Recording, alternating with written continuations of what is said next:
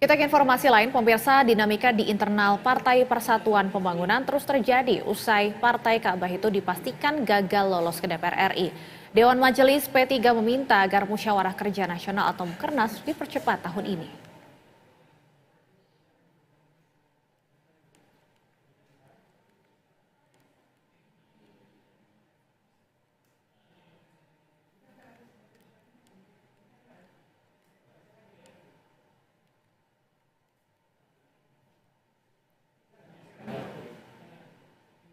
Yono dinyatakan dibuka dan terbuka. Duduk. Terima kasih, silakan. Saksi ya dan ahli dari SIL ya kemarin. Kalau untuk ahli baik. Demikian, terima kasih. Ka'bah itu dipastikan gagal lolos ke DPR RI. Terbaru, beredar surat dari Dewan Majelis P3 yang meminta kepengurusan Dewan Pimpinan Pusat di bawah PLT Ketum Mardiono segera menggelar muktamar pada tahun ini. Mengapa desakan muktamar itu mencuat? Lantaran keinginan Dewan Majelis agar segera dilakukan evaluasi menyeluruh usai kekalahan di pemilu. Ketua Bapilu P3 Sandiaga Uno pun mengaku sudah dievaluasi terkait partainya yang tak lolos ke parlemen di pemilu 2024. Namun Sandi menegaskan agar seluruh kader P3 untuk tetap solid dan tidak terpecah. Harus ada evaluasi di setiap level, bukan hanya di pimpinan. Saya juga sudah menyampaikan maaf saya dan kebetulan juga sudah tidak diberi tugas lagi di Bapilu dan sudah dievaluasi. Saya sudah memberikan kontribusi, tapi memang kontribusinya kalau belum maksimal saya mohon maaf. Mas, beberapa waktu lalu itu di depan kantor DPP ada kader P3 yang demo minta Pak Mardiono mengundurkan diri. Itu ada tanggapan Mas? Ya ini kan demokrasi ya. Setiap individu berhak menyampaikan pandangannya dalam koridor hukum. Tapi kan partai itu punya aturan, punya ADART-nya, dan kalau tidak salah muktamar ini baru berikutnya itu di ajang muktamar ya, kalau mau ada evaluasi, dan muktamar ini mengikuti jadwal aja yang sudah ditetapkan. Selain itu, dalam Musyawarah Kerja Nasional Mukernas, Dewan Majelis juga meminta DPP untuk menentukan sikap terhadap pemerintah mendatang. Liputan PTV.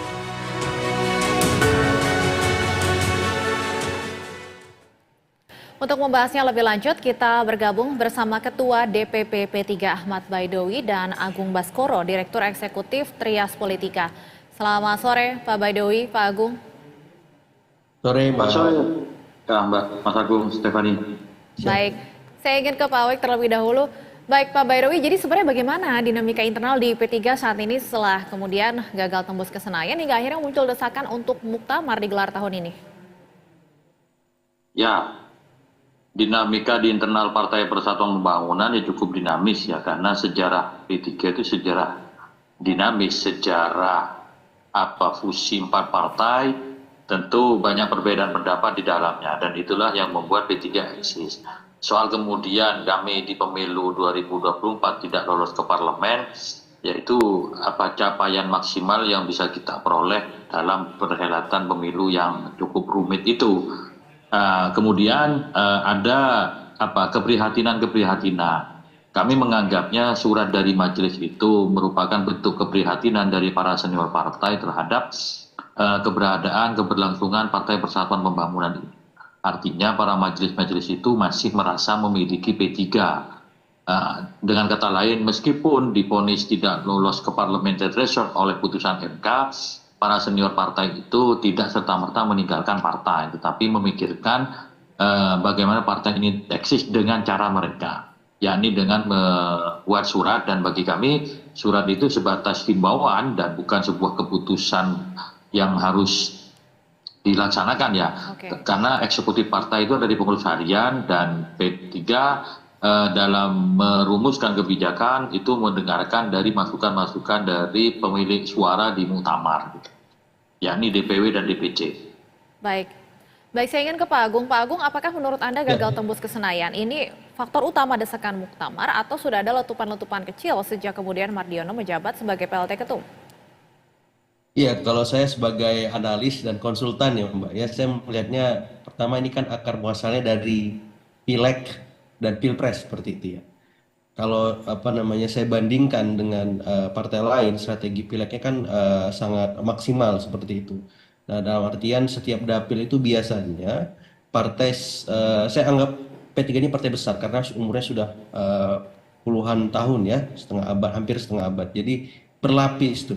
Kayak Mas Ahmad Baidowi ini misalkan di dapilnya perolehnya suara terbanyak kedua ya Bang. Jadi 359.000.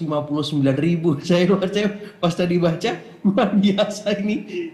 Saya membayangkan kalau misalkan 84 dapil orangnya seperti Pak Mas Ahmad Baidowi semua, saya yakin P3 bisa jadi partai besar.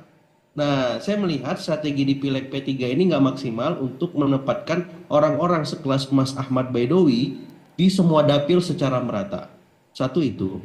Yang kedua, di Pilpres ini akan masalah juga kenapa akhirnya ada surat dari teman-teman ketua majelis ya. Seperti itu ya. Di Pilpres memang arah dukungan P3 ini kan sedikit banyak ya secara resmi ke Ganjar Mahfud. Sementara basisnya P3 saya melihat bukan di sana seperti itu ya, terpecah ke Anies Muhaimin dan kemudian ke Prabowo Gibran seperti itu. Nah, jadi di Pilpres juga kurang maksimal. Tadi di Pileg, kemudian di Pilpres. Nah, saya berharap ketika jelang Pilkada ini, ya P3 fokus di Pilkada dulu. Ya, jangan ngurus-ngurus yang lain ya, Mas Awi. Nanti bahaya ini. Ya sayang kader-kader potensial kayak Mas Awi akhirnya nanti di Pilkada malah terganggu arahan untuk memenangkan partai dan memenangkan mereka sebagai kandidat bupati, wali kota, bahkan gubernur. Jadi kalau dari saya memang penting bagi P3 untuk merumuskan betul strategi pemenangannya di pilkada nanti. Ya, walaupun silakan saja mengevaluasi perjalanan di pileg dan pilpres, tapi alangkah baiknya ini di depan mata ini perlu penanganan khusus supaya tidak terulang lagi tragedi di pileg di mana P3 tidak lolos parliamentary threshold 4%. Seperti itu Mbak Cobani. Baik, kita tanyakan langsung kepada Mas Baidowi. Mas Baidowi, jadi mana yang saat ini menjadi prioritas P3? Muktamar untuk mengevaluasi hasil pemilu ataukah fokus untuk memenangkan Pilkada 2024? Minggu lalu kita menggelar rapat pimpinan nasional tanggal 6 Juni itu menggelar rapat pimpinan nasional yang salah satu keputusannya adalah fokus menghadapi Pilkada 2024. Adapun mengenai muktamar itu nanti dijadwalkannya melalui Mukernas. Meskipun dalam Rapimnas kemarin ada aspirasi dari DPW-DPW yang menginginkan muktamar digelar di 2025 sesuai jadwal. Nah, aspirasi dari Rapimnas itu tidak bisa kita gunakan kecuali nanti diputuskan di Mukernas karena sesuai ADART penentuan jadwal perubahan muktamar itu melalui Musyawarah Kerja Nasional. Adapun Rapimnas itu perantara menuju Mukernas.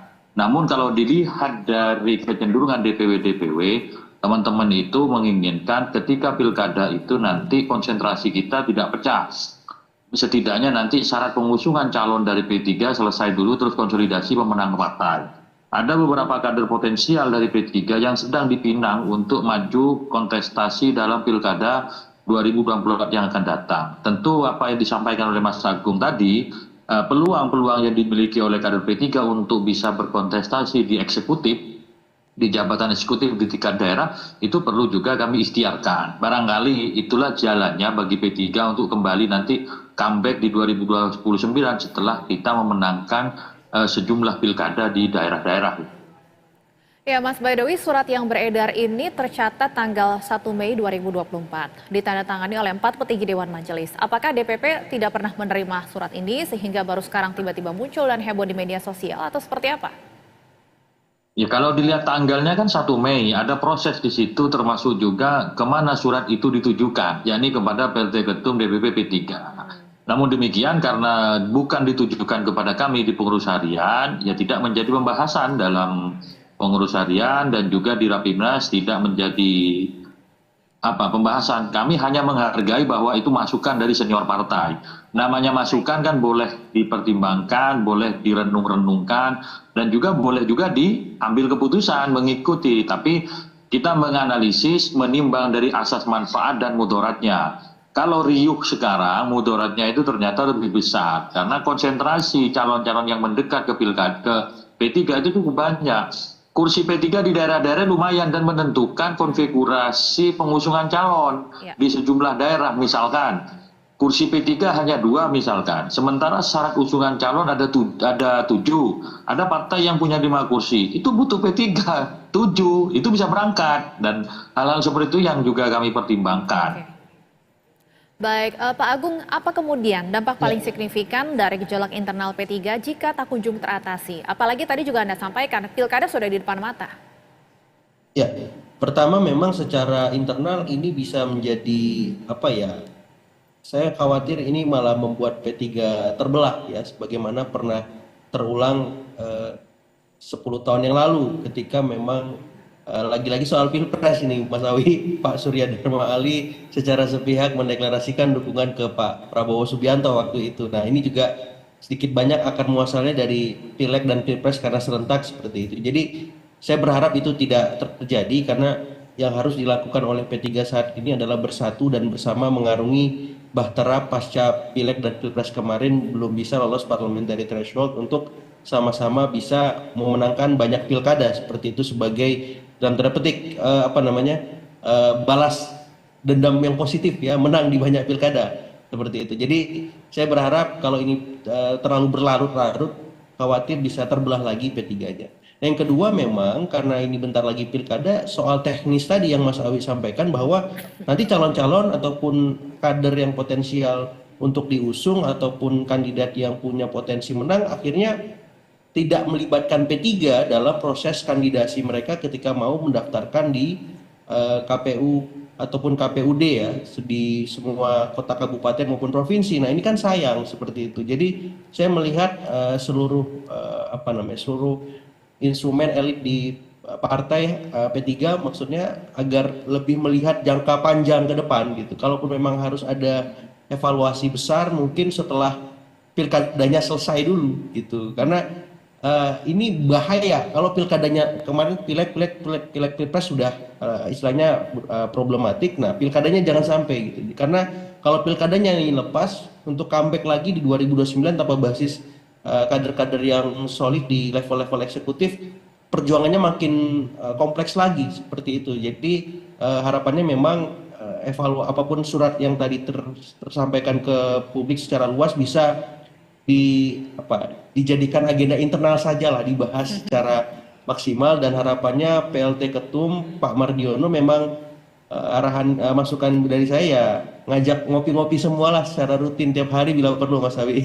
Ini belusukan ke semua pengurus inti yang kemarin bersuara, berdemonstrasi dan seterusnya untuk diajak kumpul dan ngobrol dari hati ke hati supaya ria-ria ini nggak sampai ke panggung depan politik kita. Karena kalau terus terjadi ini bisa menjadi bumerang dan membuat P3-nya akhirnya semakin kurang menarik kalau di mata publik ya, karena terus didera istilahnya konflik ya, kemudian didera masalah-masalah internal yang memang tampaknya jarang teratasi dan harus dibawa ke meja hijau seperti itu, Mbak Stefa.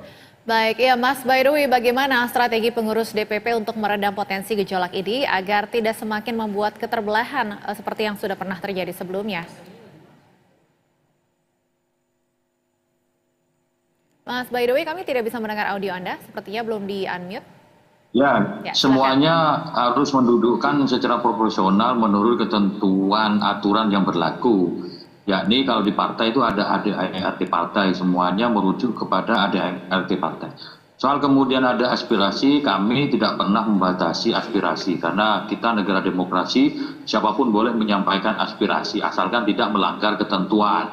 Nah, surat yang ada itu maka kemudian kita tidak mempolemikkan secara berkelanjutan, hanya disikapi ketika Rapimnas kemarin DPW solid, kita fokus menghadapi pilkada dulu. Baik, tadi Anda sampaikan hasil Rapimnas nantinya masih akan dibahas kembali dalam Rakernas. Untuk Rakernas ini atau jadwal rapat terdekat bersama pengurus DPP rencananya kapan, Mas, by the way?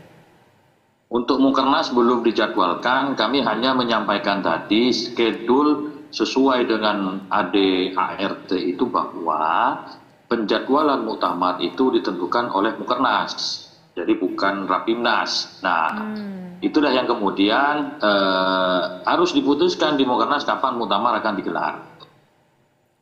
Ya, saya ingin kembali ke Mas Agung. Mas Agung, lantas menurut Anda apa atau siapa yang kemudian bisa meredam agar jangan sampai tadi Anda sampaikan gejolak ini kemudian berujung pada keterbelahan seperti yang pernah terjadi sebelumnya? Ya, saya kira banyak tokoh-tokoh kunci di P3 yang kemarin kirim surat itu kan ada Pak Jarkasih Nur, ya kemudian ada Mas Romi, kemudian ada Pak Profesor Cipto ya Cipto, kemudian Priyono Cipto Hardi, Priyono, dan ada Pak Mustafa Akil Siraj gitu ya. Jadi 4 orang ini saya kira semacam apa ya penyokongnya seperti itu yang ngirim surat. Nah, ketemu dengan ya jajaran pengurus DPP, bisa Pak Mardiono, Mas Awi dan lain-lain ya, duduk bersama dari hati ke hati ngomong ini gimana supaya P3 optimal di pilkada, pun nanti kita mau evaluasi ya bisa kita lakukan setelah itu gitu. Jadi saya kira hal semacam itu dalam panggung elit kita adalah hal yang lumrah, dan saya nggak akan mungkin ngajari Mas Awi cara berenang di lautan gitu, karena pasti itu gampang. Tinggal ini di panggung belakangnya kita nggak tahu ini kan tarik menariknya seperti apa gitu. Tapi kalau misalkan arahannya melihat P3 untuk memenangkan banyak pilkada, saya kira ini bisa menjadi titik temu ya, bisa menjadi konsensus bersama. Ini bisa jadi turning point, P3 bisa move ya ke narasi yang lebih besar lolos di 2029 dengan menempatkan banyak kader-kadernya di eksekutif, dan bagaimana kemudian bisa mereplikasi Mas Ahmad Baidowi di semua dapil nanti. Saya membayangkannya bisa jadi nanti yang kader-kader eksekutif itu maju pileg ya, supaya apa? Supaya P3-nya terkerek suaranya supaya maksimal, dan harapannya bukan hanya di lapis pertama, ada 2 lapis seperti Mas Ahmad Baidowi di tiap dapil nanti, karena kalau nggak begitu akan sangat sulit P3 untuk lolos parliamentary threshold, karena rata-rata di semua partai-partai yang saya lihat penyusunan komposisi calegnya itu sangat bagus ya. Golkar misalkan, kemudian PDIP, seperti itu berlapis-lapis tokoh-tokoh, sosok-sosok yang berpengaruh gitu. Nah, harapannya P3 yang sudah malang melintang hampir setengah abad ini bisa juga nanti di 2029 itu menempatkan berlapis-lapis sosok kader yang potensial untuk mengerek suara partai, dan itu bisa dimulai dari pilkada ini. Seperti itu Mbak Seba. Ya, Mas Baidowi, lantas Anda tadi sudah sampaikan bahwa saat ini P3 akan fokus terlebih dahulu untuk Pilkada 2024. Bagaimana kemudian pengurus DPP memastikan di internal P3 saat ini fokus dulu, satu suara dulu, kompak dulu untuk bisa memenangkan Pilkada di berbagai daerah, Mas Baidowi? Ya, Rapimnas kemarin kan sudah kompak gitu. Kan kita bicara sesuai aturan mekanisme partai. Rapimnas itu adalah institusi rapat yang resmi diatur melalui ADART.